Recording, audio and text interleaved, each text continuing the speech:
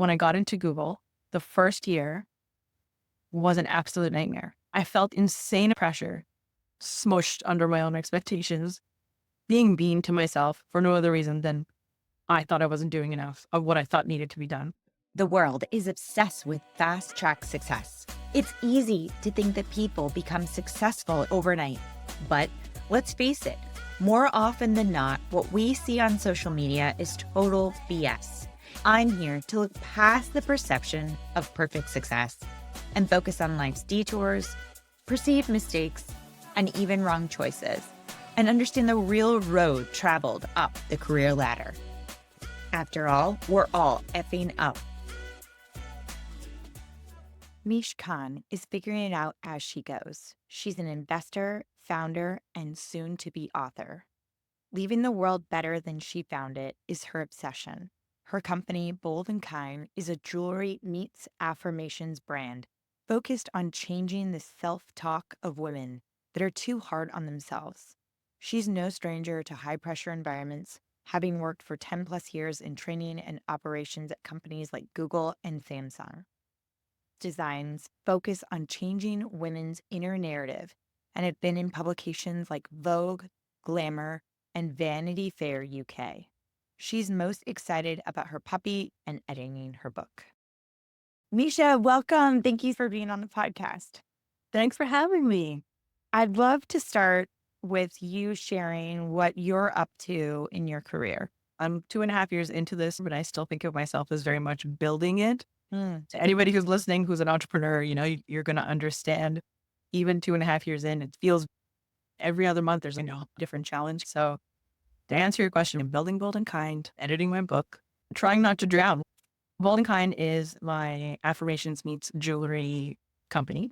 It started because I learned to manage my own self-talk and through it, my panic attacks by paying attention to myself in the moment. For me, being a visual person, having something on my person that was weighty, hard to ignore, in those moments when I was hard on myself and holding myself to standards nobody else needed of me or asked about or ever voiced at all, but they just existed in my head as like these bars I needed to meet and hit. It helped to pivot, just noticing how I was talking to myself. And then over time, it became, okay, hold on, that's not actually my voice. That's how Bold and Kind started. It was a side hustle. Let me see if anybody else is interested. Does this work? And I've been doing it full time for 2.5 years. We're working on growing our distribution. We're in a couple of stores in North America, but lot more to come on that. Talk to me about the premise of the book. The book is a passion project, post-pandemic, post-pandemonium, post everything going crazy. That whole experience hard pivoted me off autopilot I was living on. You grow up, you go to school, you get a job, you do good at the job, keep checking out. There had this moment, if the world is on fire and you can only do so much, what is the part of it that you think you can impact, even if it impacts one person, The book is called The Empathy Project, and it's how to connect better and get out of your own way. It's a collection of observations from a lifetime as a person who makes friends super easily and gets along with strangers and walks off vacation resorts knowing every single person's name. And like people open up to me and tell me their home addresses like in the first 5 minutes without me asking because they just start gushing, right? But there's a skill to that. So I started paying attention to what makes up that interaction. Yeah. And if I could write it in a way that helps people fine tune maybe how they're approaching other people around them, maybe I could help people connect with each other more and see each other as different less often. Do you have a timeline of when you think it'll be out? Hopefully Q1 next year. That's the goal. That's so exciting. But I guess I'm smiling. I know we're supposed to talk about all this stuff, but I'm just like, oh my God, I'm so excited I did it. But to the point of what did you have to go through to get to this point? And good for you. You're able to celebrate that you got somewhere and somewhere you're proud of. That's great. And you should be smiling. It's really hard out there. It's like you jump out of a helicopter, Godspeed, good luck. And you're like, what the hell? There's no manual. People just expect you to get it perfect because they're expected to get it perfect. And it's chaos. It's absolutely insane. So smile, be happy, be proud. Thank you. I love what you said about jumping out of a helicopter. I say it quite often. I'm just making it up as I go. Like every single thing in life, I have no idea what I'm doing. I don't think anybody really does. Make it, right? That's the danger discussed in this podcast, we think we have to have it figured out and that you have to be Mhm. successful and it should happen Mhm. overnight. And it looks the That's same. right. And that's just not the case. When you think about your childhood, was there an instance, a theme, a teaching that comes to mind when you think about your career and connecting the two? I think of my childhood as this like luckily safe, happy, full of ruckus causing adventures. I grew up in 4 different countries, born in Pakistan, raised in Saudi Arabia, went to school in Canada, the States, then back to Canada. So there's quite a collection of stuff Wow. within that list. But I was fortunate to be raised by loving parents who let me play outside and get my hands dirty and get into trouble and were always bailing me out of detention. I was very much influenced by Disney. It was awesome. Did you ever watch DuckTales? Oh, yeah. DuckTales. Ooh. Yes. Do you remember Launchpad with Quack? He was the pilot. Oh, sure. Him and Ninja Turtles. That was it. I was like, I need to do something like this. I need to either be a Ninja Turtle saving the world, eating pizza, hanging out, or I need to be flying planes. It sounds like your parents gave you autonomy. To an extent, after childhood and becoming a grown up, there's definitely expectations. I'm a brown woman. There's a lot of like, be an engineer or a doctor. There are no other options. My mom was a doctor who stopped working to have kids, very loaded. And my dad's an engineer. Loaded meaning Oh, he's a doctor who wanted to work forever, decided to be a mom, and then was working and raising kids at the same time. My mom's story is really interesting. She had us in Saudi Arabia. So while pregnant, going through early stages of building a family, there was this idea she would continue to practice medicine. At the time we were in Saudi Arabia, the world looked very different. Women couldn't drive. yeah. For her to figure out like, okay, well, I'm going to, get whatever my equalization is of my credentials in Pakistan and bring them to Saudi Arabia. It's kind of like a process. And for whatever reason, it just didn't work out. And so growing up, I saw her, like I used to go to the hospital with her. I have pictures of me being babysat by nurses when like mom was like, nope, gotta go. And so I just like do my thing. Um, I have this duality of her experience growing up. On one hand, she was super independent, did her own thing, made it work, and did this hard pivot of like, now I'm going to let all this go.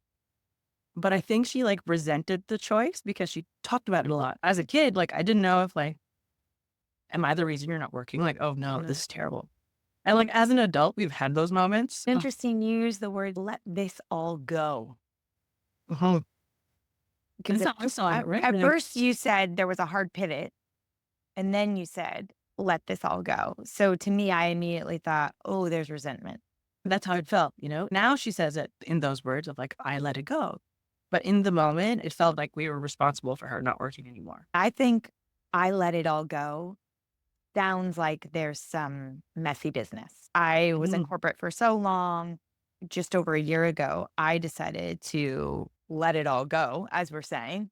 And I'm no longer in an official workplace. I'm doing my own hustle and I'm with my kids. And I've been very intentional about what words I choose. And I've been triggered by the words used on my behalf. Like, why did you decide to step down? Oh, come on. Did I step down? There are a lot of women and mother organizations that identify this as a career pause. I'm sorry, what? Am I pausing my career because I'm pivoting and I'm doing something else? My skills and experience are at an all-time high because listen, I am fucking this up every single day. Being a full-time parent is so much harder than my C-level HR jobs ever were. I can't even imagine. And so I don't mean to make this about me, but I'm like seeing the parallels of I have been very careful not to say I let it go because I don't feel like I let anything go. I'm taking the opportunity to do something different. I may return. I may never see it again. Frankly, I don't care. I have the pandemic, though, to help me with that shift. Your mom did not. So I would feel, as you, a child, hearing she let it go as she had to leave something on the table so she could care for me. And I would have a That's very totally how I hard time felt. reconciling that in my own mind. That's totally how I felt. And like as a grown woman, we've had those chats now, but that doesn't change the fact that growing up, I totally felt responsible for 100%. mom. Yeah. She had probably meant nothing by it, never meant to put that Absolutely. burden on you, but Yeah.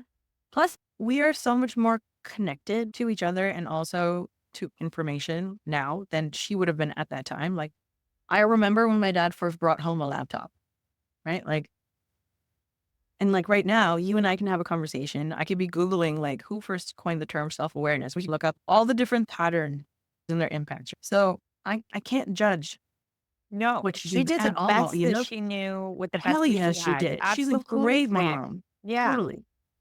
But I think I just tried to like brush off and be like, there's a lot there. That's loaded. And then I dug in.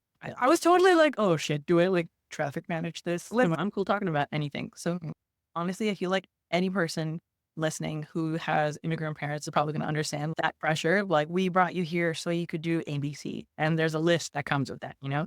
And like growing up, there was almost a verbatim script. You would hear if your grades dropped or if you were too late coming in or you were slacking on your chores. There was like, Yeah. we didn't bring you here for blah, blah, blah. And you're like, oh my God, again. We've all heard a version of it. It was coming from a place of trying to make sure I had a financially secure future, of course, which in hindsight I can see, but at that moment, it just felt like the biggest weight of the world because I sucked at memorizing anything of biology. Like, it was just miserable. Engineering didn't interest me at all. I didn't have this awareness of what I actually wanted. I didn't have this awareness of how to speak about it. So at the time, I got into both like a pre-med track and engineering, just to, like, shut up my parents. Went to school and did my own thing instead. That caused a war in my house and me saying, hey, I'm not going to be a doctor. Like, I suck at this. It just wasn't something we understood for the longest time. I think it wasn't until after I moved out, which in itself was drama, moved out, did my own thing, and was able to show them, like, oh, you're surviving. The world didn't implode because you didn't go to med school. For the longest time, I had to learn how to manage um, my parents' version of success versus my own. That's kind of like heavy and grumpy and just messes with you for a while because if you grew up in a position of being able to let your parents and having them be reasonably good role models and fun people to be around, you want to do right by them. I felt like I was letting them down for the longest time. And It feels like wearing shackles in a way. Like I don't mean to paint it too ugly, but you are just so obsessed with making sure they're cared for, but you're an adult and need to make sure you're cared for. That's a huge weight to try and satisfy both. You can't. You're damned if you do, damned if you don't. in that world, learning to notice what you want feels rebellious. You're shaking, crying, your body's reacting to all these words for the first time. At this point, I was finishing undergrad. We were living in New Jersey under a specific visa under NAFTA. I wasn't allowed to work. I could go to school, but if I continued, I would have to be considered an out of state, almost international student, which meant that my tuition would be double. But I couldn't work at the same time. So when I was about to graduate, I was looking at my options, thinking I'm not interested in spending so much of my life in school memorizing stuff that I'm not good at, I don't enjoy, I just don't want to be a doctor. While looking at this other option of, okay, but I also can't work. So what am I supposed to do here? If I voiced any of this, my parents at the time, my dad specifically was like, well, just keep going to school. I'm like, what? He's like, just keep going to school. School will solve everything. And I'm like, yeah, but I don't want to get into debt for stuff I don't know if I'm ever going to use. For a little bit, there was like, well, okay, then I think you should get married. And I was like, hard pass. Just Did you no. have a suitor? Oh no, I'm Pakistani. At the time, there's a lot of, well, let's figure out an arranged marriage for you. And I'm like, are you kidding? Have we met? How many detentions did you bail me out of? Really? I am not a daughter of immigrants. I did not experience this. I've heard stories, but that does not do it justice. But it's just fascinating to me, this like dichotomy of continuing school or go get married. Like, as if you can just like be like, okay, let me choose one off the shelf and get married. Like, it's so easy peasy. As if it's not my entire life we're talking about, you know, like, Even if it is arranged, that takes time. You gotta figure things out, right? Or is it, yeah, how do you think? Pick it off a shelf. I don't know. ugh, man, I think it works for some people. I think I can't speak for anybody that it doesn't work for because, like, I don't know. My parents have an arranged marriage. They've been happy forever. Like, roof falls in any room. Pardon? They were engaged for a year, their version of dating. They hung out and went out and did a bunch of crap and got to know each other and went on their adventures and then got married. I'm like, okay, but you guys dated. No, no, we weren't dating. I'm like, but you were dating. Or what's What's the difference? Anyways, those options were just not going to work for me. I said, look, I'm going to move back to Canada. Why would I live in this country if I can't work? I remember feeling like I needed to cry all the time because of how trapped I felt. So I moved. I had this spectacular plan of, okay, Misha, you're going to move to Canada. My aunt lived here. I was like best friends with her daughters. We're just like a couple years older than me. So it was like I had the perfect hangout moment. I'm like, okay, I'm just going to like chill and I'm going to get a part-time job and maybe I'll like learn French. I don't know. I'm going to take a year and I'm going to figure it out. My parents hated that idea. They were texting my aunt, maybe kick her out or something. I don't know if that's true. That's just how it felt. And so I get, and within a couple of weeks, all this stuff in our bodies of how we've been trained to see life kind of catches up with you. And I was like, oh my God, I'm failing. I'm not making as much money as I thought. I'm not doing anything real with my life. I don't have a plan yet. Like, okay, Misha, you just left. Meanwhile, Everything you when you never were 21, 22? Yeah. I've been living in a very sheltered environment, a very happy, healthy, controlled life, right? Like you can't work, you can't do anything. You're just a great student and like you watch a lot of Disney cartoons. It was wholesome, but limited. Yeah. But as a kid, you don't know that. You don't know what's ahead of you. You don't know that life can be so much bigger, that the world can be so much more expansive. Do you remember Blockbuster? Yeah, of course. So I was like, what if I do free movies? That was the plan. So I walk in and there's a company in Canada called Freedom Mobile, a cell phone provider. They were setting up these like table booth type things inside Blockbusters because the business model was, oh, this is where people come to stroll around. And so there's a captive audience and we could talk to them. And it worked, you know? So I walked in thinking like, I'm going to work at Blockbuster and get movies. And then there was like a lineup, but then Mobile booth didn't. So I ended up walking over and being like, and have these giant posters of like, no contract. And remember everything that I just explained about my life and where I was, right? I'm like, no contract. That sounds great because I have no idea what I'm doing. So zero contract sounds good. I walked over with this intention, ended up making friends with the first person I met, got an interview on the spot in a blue broom closet with a manager who appeared out of nowhere. And that's how I started working. And it was like, okay, but can I get free movies though? I ended up working frontline sales part-time because I didn't know what else to do with my life. I ended up working through 4 different roles I went through. It's been a while since I looked while I was there, like ultimately ending up in like an office, doing a bunch of stuff for frontline stores that had experience, driving around the country, responsible for compliance of stores across different regions. You applied yourself and you gave it a shot. I'm curious what your parents thought. I hated it. Are they still trying to get you to do engineering, go back to school, become a doctor or engineer, or what was the rhetoric? I took the MCAT in for medical school. I still felt the need to take that test. And I continued failing it over and over because I wasn't studying. I did not care. It was just not my thing, but it was my way of getting my parents. And I honestly, like, I just know that I can say that now. But in that moment, I was like, okay, maybe I will. I don't know. Maybe I will. I'm not sure. I'm not ready to close that door yet. I didn't know how to say that to my parents. And I was just building this other path. I didn't feel like I was building anything. I was just showing up to work, looking at what was next. I'm competitive. So anytime another opportunity showed up, I was like, okay, I'm going to go for that. And then I just keep doing my thing. How many times did you take the MCAT? 3 times. Yeah, that's a lot for. That's a lot. It's a beast of a thing. I didn't even really study for it.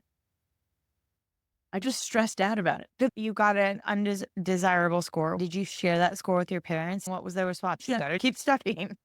100%.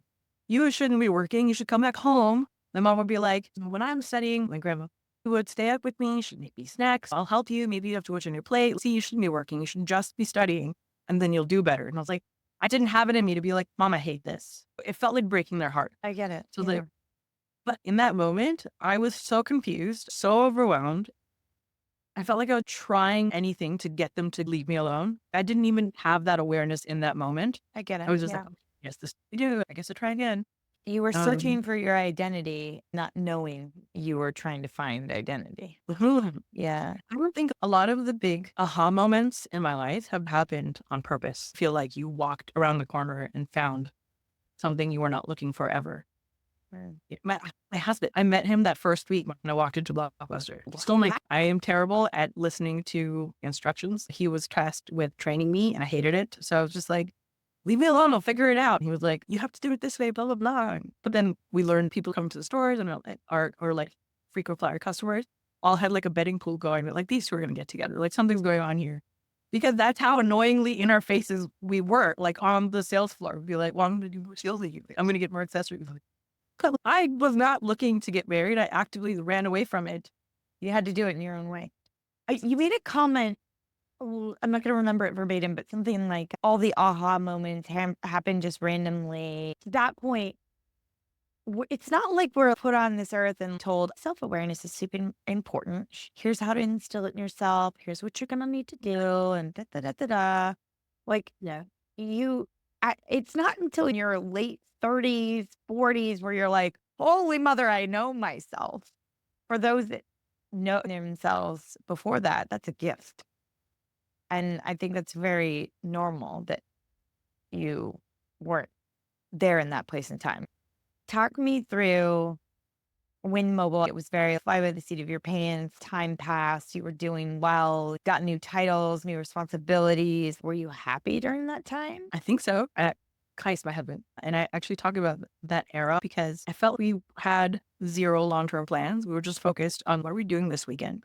What's the most fun Oh gosh, those are in the life? best days. I see that time, all 7 years, as either working so much that no shenanigans were possible, and that's it. Like, I was just seeing my days as like, "Oh, it's completely doomed, just working, and that's it." Slog through shifts until the next break. I have these 2 days off. What are we doing? Road trip, clubbing, party. We focused on, yeah, making the most of our time. Zero stress. My biggest decision was, are we going to Santorini's after work and having drinks or not? You know? Yes. Who's all coming? And what am I wearing? Have I paid rent? Cool. So then I can buy shoes. That's all I was thinking Yeah, about. those were the days.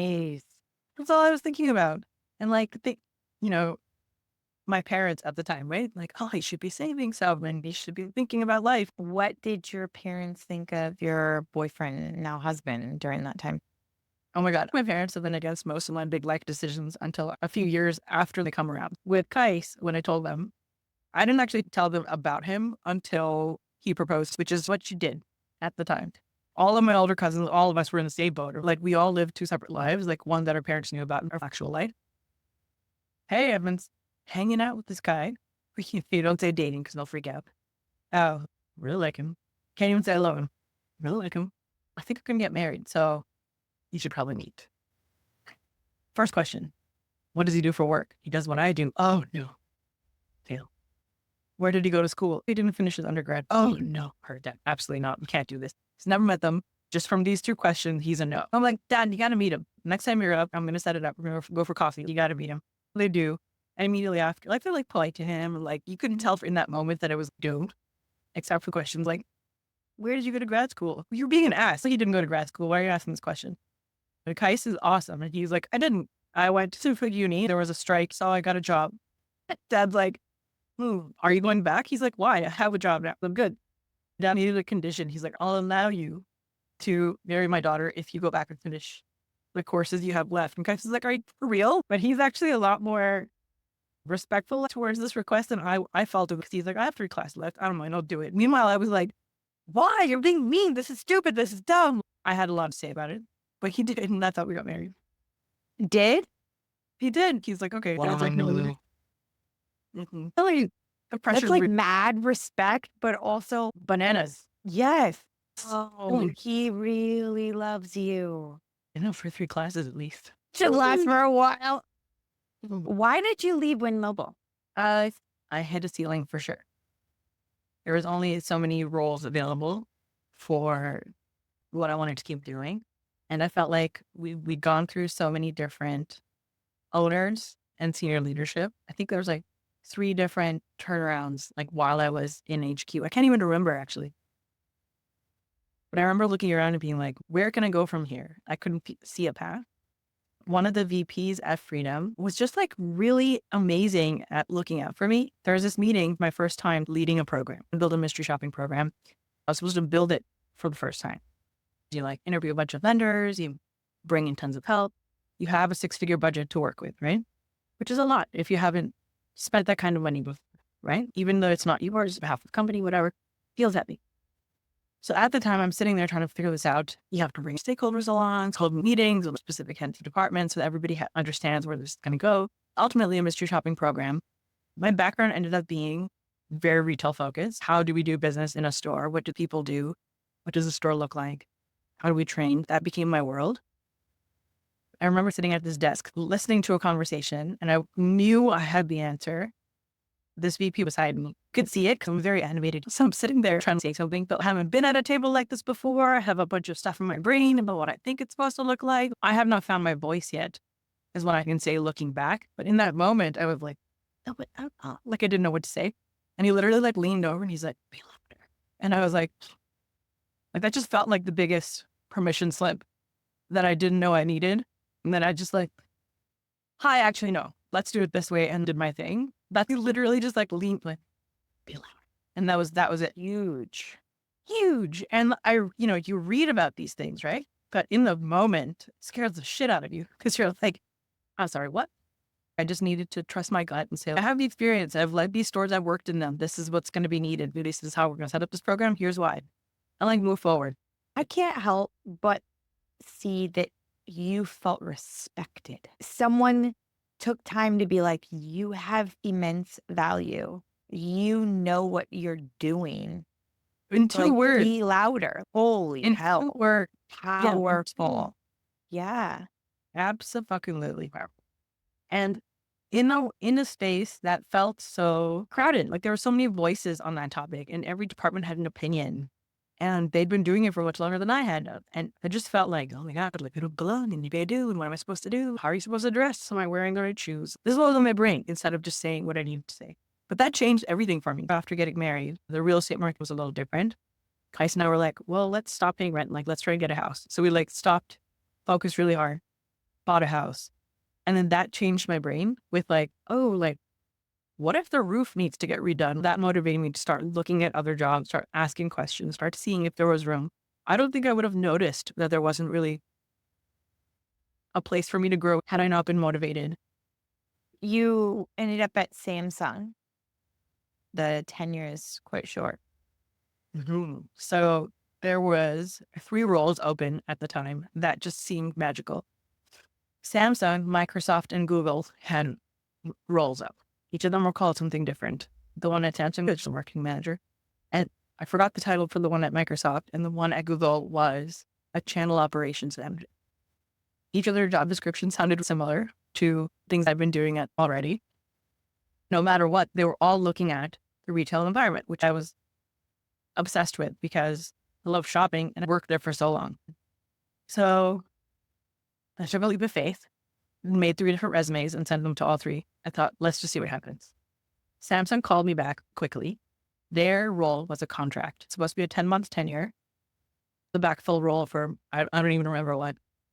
And I remember talking to the woman on the phone and she like convincing her that I could do the job because she was like, this is really a lot more marketing focused. And you sound like you have a lot more like training and operations focused. And I was like, but are those things that different? She's like, what do you mean? I'm like, a day in the life of someone like this, you present ideas and make sure people agree. How is that different than marketing? Not just winging it, like completely making it up as I went. But I convinced her to like let me get to the next level, a face-to-face interview. One of my favorite stories in my career, walk into this interview, a man who becomes a manager and a woman, and they're interviewing me and like, okay, fine, we go through the interview. Then he just goes off into this like weird monologue of like how hard it's going to be. And it's going to be this, and it's going to be that, and this and that. And I kept thinking, what was happening right now? I did not feel a question coming. At this point, I've been working face-to-face with people for 7 years. Reading people and getting along with people is my thing. Now I'm sitting in front of this man who's just word-walling me. And I'm thinking, where the hell is this going? I think he's trying to scare me at this point. So I just sit there, barely listen. I heard him out. Then he stopped speaking. I'm like, are you trying to scare me? He's like, what? I'm like, is that what you're trying to do? Are you trying to scare me? He's like, is it working? And I'm like, nah, that was it. He sat back and he's like, so if it's insert salary band here, would you say yes? I'm like, counter, then yeah. He's like, okay, I'll send you an offer. I walked out. That's how I got my job. I said, Because you no spoke love up. for yourself. And that's What gave you the gumption to ask, are you trying to scare me? if you're not being rude, you can ask anything. I've done that with my whole life, like making friends on the playground. But most people don't feel like they can say boo in an interview. You challenged him. Oh man, you're gonna make me feel really good about myself this week. Well, it's just so fascinating. We started this conversation about how your inner voice has gotten in your way and whatnot, but you've got a very strong backbone. And in these instances, you weren't aware of it. Thank you. I remember walking up, my legs are shaking, breathing's fast. Like, I can't believe I did that. And getting in the car. And then while we were driving, I had an email from a recruiter telling me that I got it and I was going to get an offer letter. Which you knew that. I didn't believe it. What else was he going to say? If he needed time, he wasn't going to say no on the spot unless he was sure it was a no. It didn't feel like a definite yes to me because I don't assume anything is a yes until I see it. Why would I? This is where self-doubt comes in. And like personal risk management, I don't want to believe something amazing is happening until I can see it's actually happening. Where does this come from? I have no idea. There's nothing from your younger years that shaped you into prepping yourself and guarding your heart so that you weren't let down? Oh, dang. You got to take that to my therapist. Now, I don't have an answer immediately, but I'm sure there was stuff. For my own self, there was a lot of rejection from family members and figures in my life. Like, I'll do this, and then it being swept from under me. I trust no one now because that pattern is so prevalent. It's just over and over again. The smallest of things, like, hey, like my son, if there's this friend he's wanted to play with for the longest time, they've canceled on us before. We have plans for tomorrow afternoon. I almost didn't tell him because I feel like it's going to be swept from him. I'm 90% sure it's going to be, and I'm trying to protect him. And I'm like, you can't do to him what you do to yourself. He's got to learn his own patterns. That is how ridiculous I am trying to manage a park play date. Not ridiculous. You sharing your story allowed me to pause and think, how does this feel? Does this feel similar to something else? Sure. The immediate answer is how many times we moved. And dramatic moves too, not just on the street. Yeah. Different languages, customs, even between Canada and the States. That was another hard one. But I don't think I ever carried it in me in these words. Now that we're talking about it, it feels like those moments. So probably from there. Yeah. Interesting. You got the job. I got the job. As I started working there, Google called. And that's how that happened. So when I'm leaving Freedom for Samsung, Mishae VP is the one that I gave my resignation to. He countered on the spot with like, well, what if I give you a raise? And I was like, oh man, really? Like, this is why I was like leaving in the first place and you're giving it to me now? And I was like, no, I gotta go. All because I read the stat that if somebody gives you a raise on the spot like that, like, I'll value you and all this other stuff. And it felt like it had a ring of When truth it's a to it. band, it'll only feel good for max 6 months. But he was great. And he was like, oh, you're actually going to be like the VP at Samsung. Her name is blah, blah, blah. Her. And I go way back. Let me text her. And he goes like this and he pulls out his phone. I'm thinking, I shoot myself in the foot. And he texts her, you're getting one of my people, look out for her, or something like this. She texts him back while I'm sitting in front of him. She says, do you want me to rescind the offer? And he's like, no, no, no. And then when I went in, she was like, she comes highly recommended from so-and-so who let me know personally. And I was like, cool. But I going back to Google and Samsung, I started getting these interview calls and they're kind of like long, complicated, lots of process, lots of communication. And I just kept taking the call. Like, I don't know where this is going, but if you're still calling me, I'm still going to show up. I'm still going to answer it in the best way that I know how. But I very much felt like, oh my God, I think I have a shot here because of how much they were talking to me. And then when I told them like, hey, like, I actually got accepted into Samsung. So just so you know, like, I'm switching. It's not on my resume right now, but this is what I'm doing. And then I think that did something because they were like, oh, somebody else wants her. She must be good. I got in because of this weird moment with this manager. I don't know that it was based on like my resume's retail expertise so much as me being like, are you trying to scare me? And him being like, no. It was just added detail and they were going to hire you anyway. Yeah, maybe. I'm noticing this pattern of you amping me up. I'm calling you out. I'm calling out that self-talk. It's not unique. We all do it. I don't mean to say that you're the only one that does it, but like, I know you basically just told me that the reason why Google was interested in you is because someone was accidentally interested in you because somebody texted someone, not because you earned it, not because you deserved it, not because you had the skills and expertise. It was all just happenstance. In that moment, I appreciate it. Think I can see that. In that moment, no. I was like, oh my God, I feel like of course. Yes. And I was like, oh, But I think that's okay because you're learning. But I have to call it out because Right. people are going to listen and be like, oh, that's how I felt like I ended up at Nike or whatever business. And maybe I should pay attention to my own skills. What I've learned from having a company centered around self-talk is it's not this thing you fix once and it goes away. Oh, no. No. My hands are decked out in rings. The reason why I make the jewelry heavy and noticeable and chunky is because they need to be in her face. This learning of being humble and giving away credit and assuming something else must be the reason is like part of my muscle tissue. I need to catch myself. I don't think there's anything wrong with thinking humbly about yourself. I think there's something wrong with thinking so humbly that you hold yourself back. There's a difference. There's a way to be humble, but also appreciative about what you withhold. Say more words. Withhold what? I never spoke about my work and promoted it because I felt it would be gross. Everyone's going to think she's all about herself. She's just so in love with herself. She can't stop about herself. Fast forward 20 years, I didn't have to share about myself. I could talk about the work product and how I happened to be a part of that work product. Looking back, I could have found a way that stayed true to how I needed to feel humble. And because you're not taught how to do that, you don't know how to navigate. If you don't do that, you're not going to get ahead. Nobody's going to care about your business No. more than you. Nobody's going to understand your why more than you. Nobody's going to build the bridge between you and every other person that needs to hear that the way you will. I totally agree. That's the caricature we grow up with. It's in every version of how people present themselves around us. It becomes a part of who we are. You've met that person who is showy. All about me, me, me. Look what I can do. Here's all the things. I'm so wonderful. And you're like, absolutely not. That person succeeds and succeeds, but it's all talk, generally speaking. And the results are blasé. Meanwhile, you're hustling like a flippin' swan, paddling, paddling. Everything's wonderful and great. You're not talking about yourself, barely getting noticed.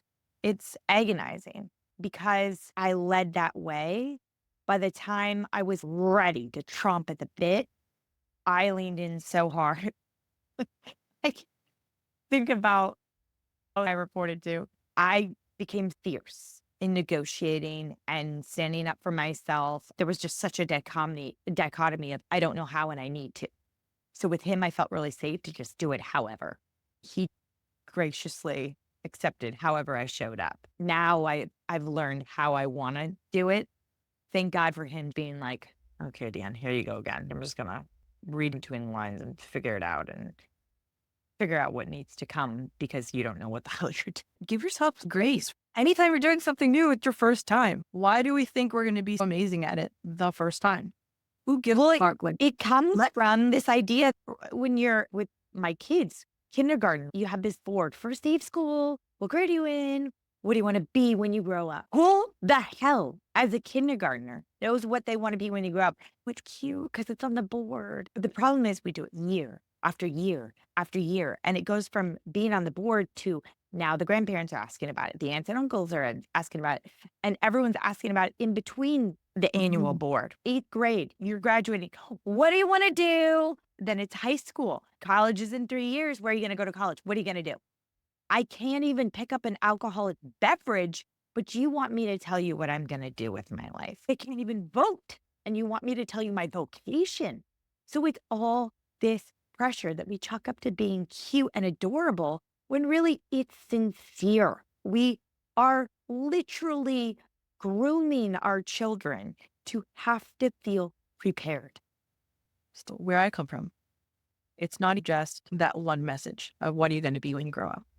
Your aunts look at how you peeled potatoes and tell you that a good wife would do it a certain other way, and how a good daughter-in-law would notice other things in the kitchen. And the same aunt who also, like, I think I could almost quote verbatim, why are you studying so much? What are you going to do with it anyway? I have to pass this exam, another test. I think it goes bigger than that. Figuring out what we're going to do with our life and feeling responsible for those in our lives and making sure they go in a way we deem is right. Is this annoying, pain in the ass habit that I just wish everybody would just erase from their brain? Like, stop it. Like, well, who cares? Are you going to be a person? Great. Do you know how to take care of yourself? Awesome.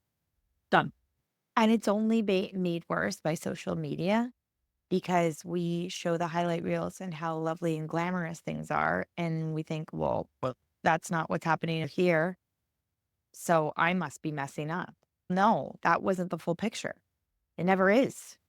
That's a great connecting point to what we could talk about, what we think something should look like versus deciding for ourselves what it looks like.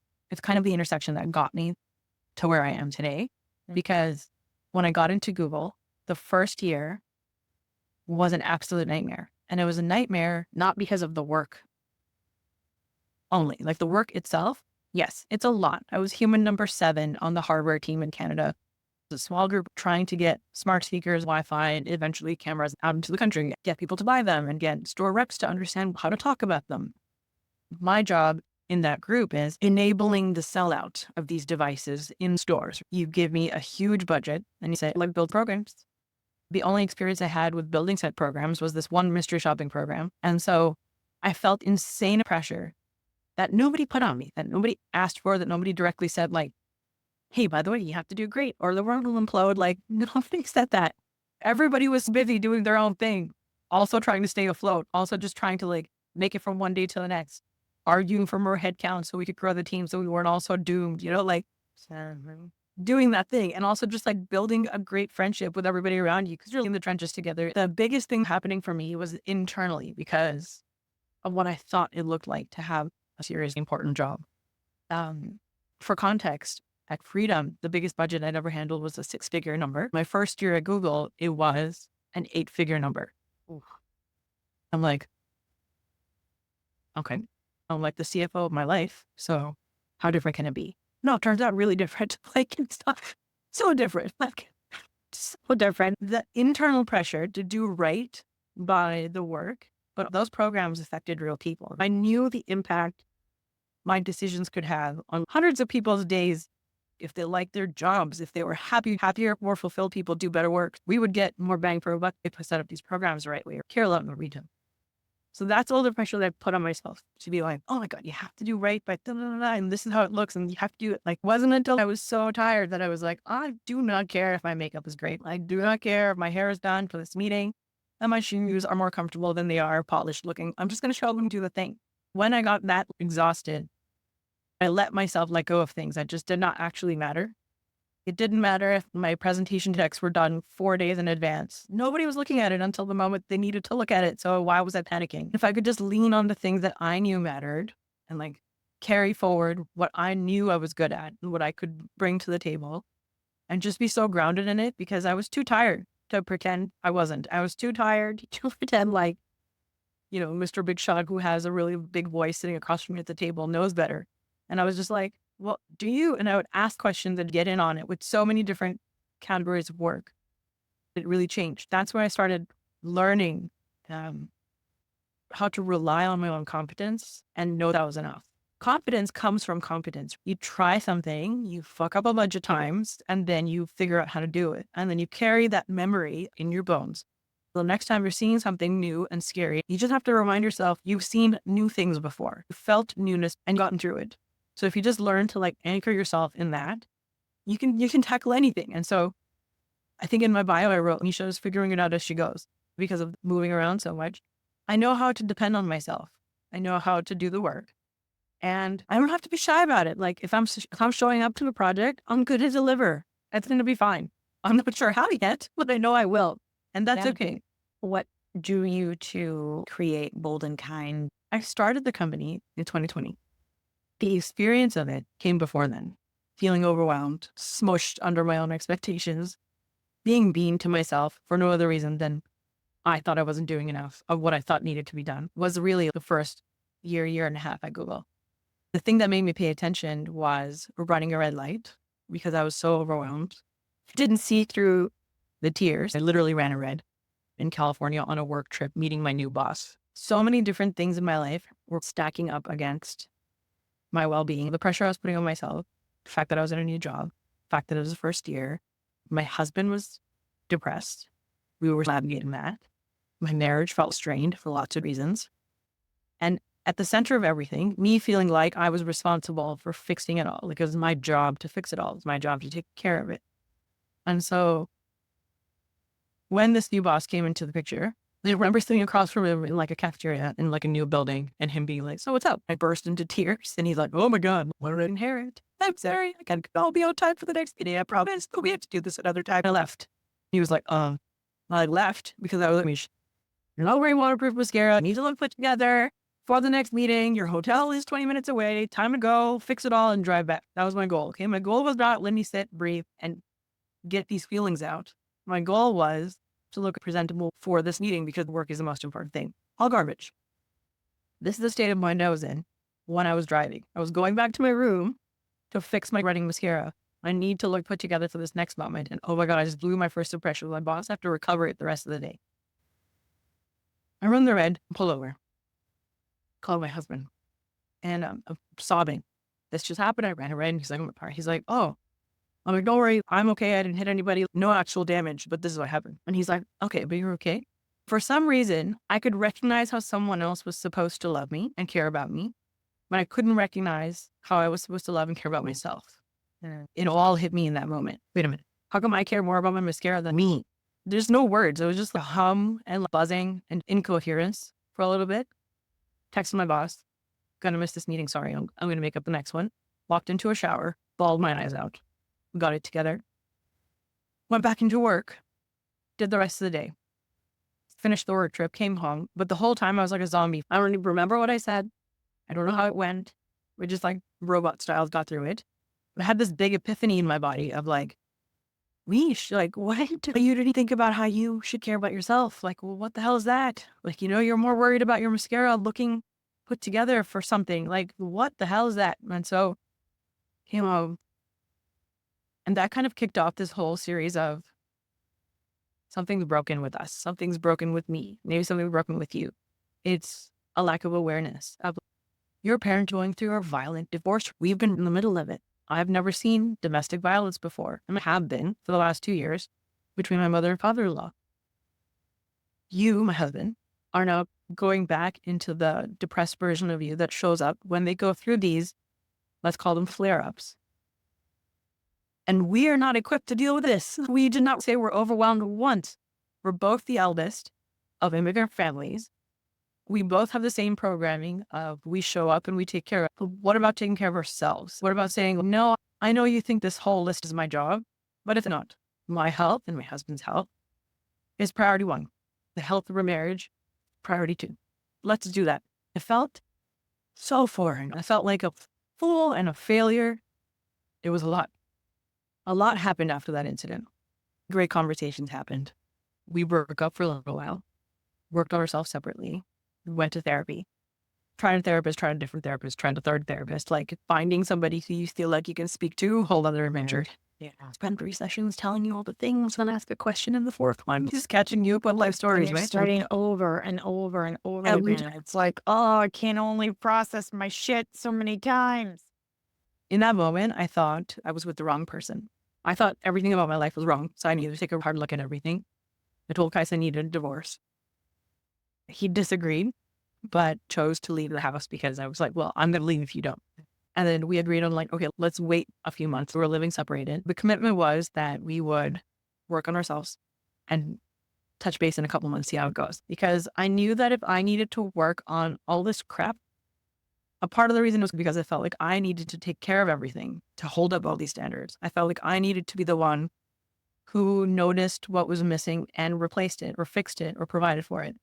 But suddenly my role had gone from let me pay the rent and now let me spend my money on shoes to wife, homeowner, daughter-in-law with all this garbage programming from growing up. Even in those moments, you're arguing against it. It's somewhere in you, like even if as a kid, you're like, who cares how I peel potatoes? What that translated into is me being a new wife, thinking I had to solve my in-laws' marriage. That sounds crazy saying it now, but I believed it was my job at the time. But because I ran a red, I was like, okay, Mish, like if you continue this way, like you might not be alive tomorrow. Time to drop everything. That's a threat. That's where that decision came from. Worked on a lot of stuff, unpacked a lot of things. And in therapy, my therapist was talking to me about mindfulness and like paying attention to your self-talk in the moment. She's like, if you're in a meeting a discussion, being hard on yourself, like, it's important to catch yourself in that moment. And I'm like, what the hell am I going to do that? How's that going to work? She gave me breathing exercises, try this, try that. I'm a visual person. So unless it was in front of me, I wasn't doing it. So I'd put a post-it in my notes, but then like a coworker could see it and be like, what's box breathing? That doesn't have to do with Best Buy. And I'm like, that's all I'm loving. This is just for me to never mind. Like, but we're friends. Like, what? Like, it's weird. Like, it just felt like too personal of a thing that I was still trying to figure out the words, or let alone share with someone. Yeah. Yeah. And I don't even want to say I was embarrassed. I was just so new to all of it. I did not have the words. So I started wearing jewelry specifically for this purpose before a panic attack. And what I've understood is that it shows up differently for a lot of people, like panic attack, anxiety attack. For me, I would end up bunching my fist in those moments that I was feeling a lot going on. So the way I found this out is I had these like nail marks in the bottom of my palm. But when I talk about it for my business, women from all parts of the world send me DMs with pictures of their own palms. So I should talk about it because there's other people that go through this. I would put my palms underneath the table, blah, blah, blah. Let's do this program. But I'd walk away having done this like so many times throughout the day that there's these like nail marks at the bottom of the palm. I wear a ring on my index finger and thumb. If I fisted my hands, they made an X. And so that was my visual symbol to stop. Sitting in a meeting, loud, my hands are fisted, they make an X. They make a sound and they click together. They snap me out of what I'm doing. So I would be sitting there doing my thing, notice it and quietly release my hand, breathe differently. Oh, my jaw's tense. Whoa. Drop my shoulders, still listening. Bring to where are my feet? Okay, hold on. And just bring the bodily sensations into my awareness. What else? Just to be in the moment. I'm really thirsty. Let's take a break, guys. We haven't had one in a couple hours. Let's take a break. Normally, I'd be guiding these breaks for other people. Now I was like, I need one. Let me take a walk around. Take this next call as a walk around the block because I haven't had a full breath of air in a while. I feel like I'm running out of space, but I'm doing this to myself. So I need to bring awareness to it. So this became my way of making myself pay attention to something I needed and put up with the fact that it was a painfully slow process. Building self-awareness, building a habit of mindfulness takes a lot of work. Yeah. For me, it worked with jewelry. It started with rings, which is a dumb business model. I've learned rings are too specific. Maybe I should have started with necklaces. But I started because of what worked for They me. helped you. Yeah.